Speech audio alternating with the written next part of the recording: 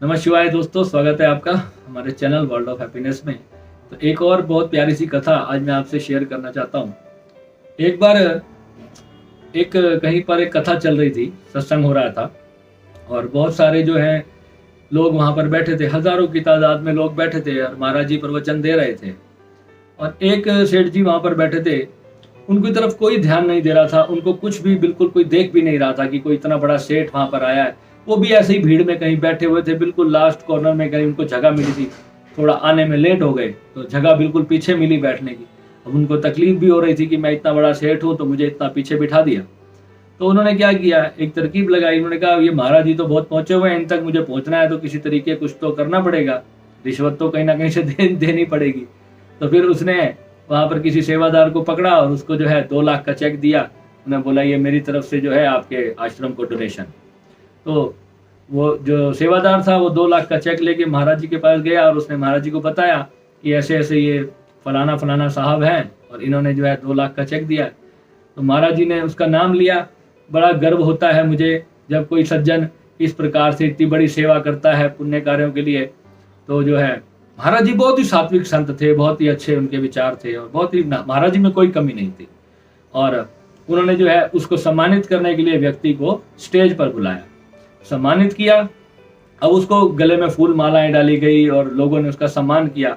उन्होंने कहा कि आप जो है इस आश्रम के लिए 2 शब्द कहें। अब वो व्यक्ति जो था अंदर से वो बिजनेसमैन था, वो हर बात को जानता था। अब उस बेचारे को अंदर से गुस्सा भी बहुत आ रखा था कि जब तक मैं पैसे नहीं दे रहा था तब तक तो मेरी संस्था में कोई पूछताछ नहीं थी, आज मैंने जैसे ही 2 लाख रुपए दे दिए तो मेरी जय जयकार हो रही है। तो उसने कहा महाराज जी मैं पिछले कई दिनों से आपके सत्संग में आता हूँ, मुझे कोई नहीं जानता था, आज मैंने जैसे ही 2 लाख रुपए दिए आपने मुझे स्टेज पे बुला करके जो है मेरे को सम्मान दिया, इतना मुझे गर्व का अनुभव हो रहा है कि पूछो नहीं, जैसे कि मेरे से अच्छी कोई आत्मा ही नहीं है इस संसार में। तो क्या आप भी सिर्फ पैसों के लिए ही हैं? क्या पैसों के लिए ही आप जो है कि कोई पैसे देता है तो ही उसको सम्मानित करते हो या सभी के लिए ऐसा करते हो? तो महाराज जी ने कहा बेटा जरा थम जा, आजा मेरे पास, मैं तेरे को इस बात का तेरी उत्तर देता हूँ। कहते हैं कि जब तक तेरे पास वो पैसा था, जो तो माया जो तेरे पास थी, तूने अपने अंदर उसको दबा रखा था, उसको अपने अंदर छिपा के रखा हुआ था।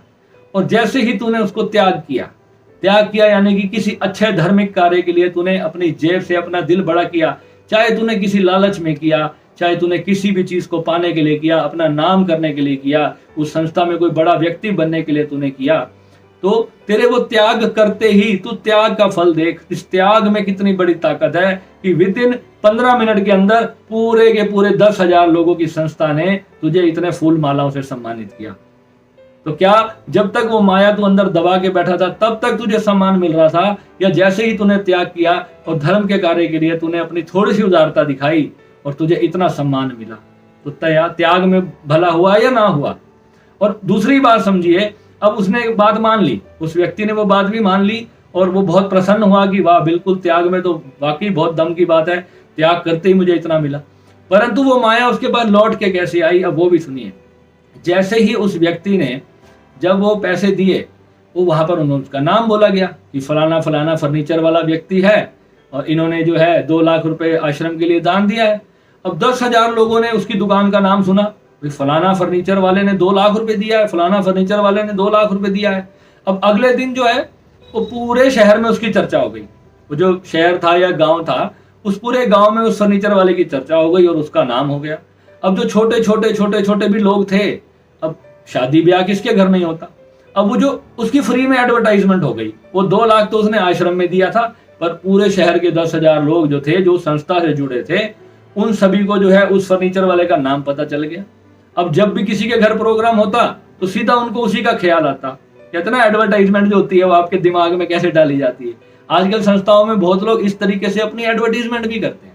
दान तो होता ही है, त्याग तो होता ही है अननोइंगली, उसके अंदर वो भावना भी बढ़ती है। जब उनको और सम्मान मिलता है तो फिर वो और बड़ा दान करते हैं और भगवान उनको उस तरीके से वापस लौटाता भी है। सबसे बड़ी कमाल की बात ये। और फिर उस व्यक्ति की जो दुकान पर जो बिक्री हुआ करती थी वो पहले से कई गुना बढ़ गई। अब वो हैरान हो गया कि यार ये इतने ग्राहक कैसे आने लग गए। तो जब भी उनके पास कोई दुकान पे कस्टमर आता तो वो उसको बोलते, भैया हम भी आपकी उसी संस्था से जुड़े हुए हैं, आपने उस दिन जब 2 लाख रुपए दिया था ना, तब मैंने आपकी दुकान का नाम सुना था, तो मैंने कहा क्यों ना, चलो आज मैं फर्नीचर आपसे क्यों ना ले जाऊं। तो देखो कि किया हुआ दान और किया हुआ पुण्य किस किस तरह से लौटकर आपके पास वापस आता है। तो दोस्तों, सेवा कार्य इस संसार का सबसे बड़ा पुण्य है। तो जितना हो सके सेवा कार्य करते रहें, सेवा में ही मेवा है। आप ये सोचे ना कि मैं अपने पास इकट्ठा करके बैठ जाऊं। जमाखोरी जो है वो सबसे बड़ा अपराध है। मैंने पहले भी एक वीडियो में बताया ना, क्योंकि जब आप समाज के लिए कुछ करते हो, चाहे आप अपना उसमें स्वार्थ देखते हुए भी कर लो, क्योंकि पुण्य का फल अक्षत कहा गया है। पुण्य का जो फल है वो अक्षय है, वो मिलना ही मिलना है। पाप का कई बार भगवान आपको क्षमा कर देते हैं। अगर आपने कोई जाने अनजाने कोई पाप कर दिया तो उसमें हो सकता है भगवान आपको क्षमा कर दे, भगवान को आप पे दया आ जाए कि चलो आपने किसी मजबूरी की कंडीशन में जो है ये पाप कर्म कर दिया होगा। परंतु जो पुण्य किया हुआ होता है उसका फल अक्षय होता है। आप शास्त्र पढ़ के देखें, पुण्य जरूर मिलेगा। कई संत बताते हैं कि पाप का फल अक्षय होता है। पाप का फल अक्षय बिल्कुल नहीं है। भगवान हमेशा आपको क्षमा करना जानते हैं। आप जब सच्चे मन से भगवान के आगे बैठ करके अरदास लगाते हैं कि प्रभु, जो भी मुझसे बुरे कर्म हुए, मैं आज से तेरी शरण में आता हूं और मैं सच्चे मन से अपना नया जीवन शुरू करता हूं और आप मुझे शक्ति देना, तो भगवान उसी क्षण आपके सारे पापों को क्षमा कर देते हैं। पर उसमें आपका जो पुण्य कर्म होता है वो क्षीण नहीं होता, वो पुण्य कर्म आपको फिर भी मिलेगा। तो इसी तरीके से अपना जीवन को अच्छा करते रहें और साधना के पथ पर सेवा का जो काम है वो बहुत अच्छा है। जैसे ही कहते हैं ना, जब आप समृद्ध हो जाएं तो जो आपके पास अतिरिक्त है वो बांट दो। जब बांटने का भाव आपके अंदर आएगा, थोड़ा थोड़ा करते करते ईश्वर आपको वहां ले जाएगा और आप जब दुनिया के साथ जुड़ोगे तो आपका अनाहत चक्र खुलता जाएगा और इससे आपके ध्यान के अंदर जो उन्नति होगी वो तो आप खुद ही देखना। और आपका जो व्यवसाय है, जो भी आपका जीवन है, वो तो बदलेगा ही। ठीक है, तो मिलते हैं अगले वीडियो में।